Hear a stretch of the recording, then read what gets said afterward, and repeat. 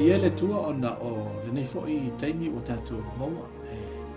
Manatu le a maua fo'i se wha whananga mai la fionga le tua i le tātou sawhalinga.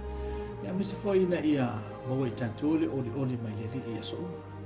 Ia whamanuia le tua lau whaafonga mai. O le mtaupu whapea. Alanga atu ia ke miso.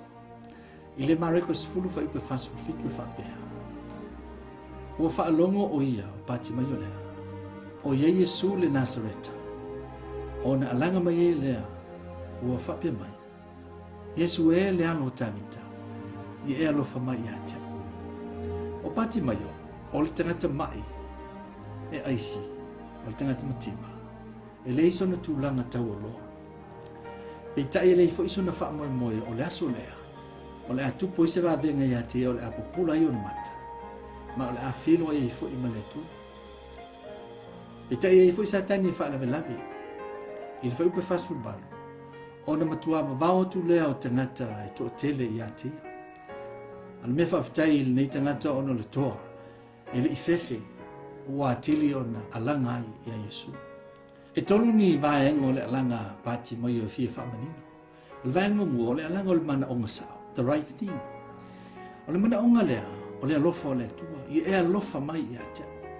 E tele mana onga na i atea. O le mana onga lea na a matai. Le whilo inga mai Yesu. Lona lua. O le alanga i tangata sao. O Yesu Kiriso. The right person. Ele alanga i se soo po o stete i lotu. Pei taina alanga sao ai a Yesu. Ele ngaluenga e whawha i pesulua. Ele ai fo i se tasi ua iei leona. Ele ai lava se isi ngoa i lalo le langi ua fo ina mai i tangata e mawhaia o na whao le nai i tato. Lona tolu o le alanga, vaenga o le alanga. Langa i le te misa, the right time. Pe ana whape whaatali pati mai o i se whautuanga a tangata po o se isi te. O le ale maua i e se ama. Ngawha mai ere i toi fo ia Yesu i eriko. Lua kroni toi ono fai kulu. A wa ua whapea mai o ia. O le tausanga e tali ai. Na u whaalongo ai i ate oi. Le asa fo i e whaolei nai. Na u fe soso ane i ate oi. Whauta o le nei le tausanga e tali le leia mai ai. Whauta o le nei le aso e whaolei nai. E oi. E to tele tangata. Na iei le aso. Ai tasi lava le tangata na fia loa i a Yesu. O le tangata o lo alanga ma le whatuatua. I le whaupelum e lima sulua, whapea. O le vi inga lale i le tua. Ina ua tupu le wamenga, ina ua toi pupula pati mai. Ua malo lo o ia ilo na whatuatua. Ai na muli ai i a Yesu.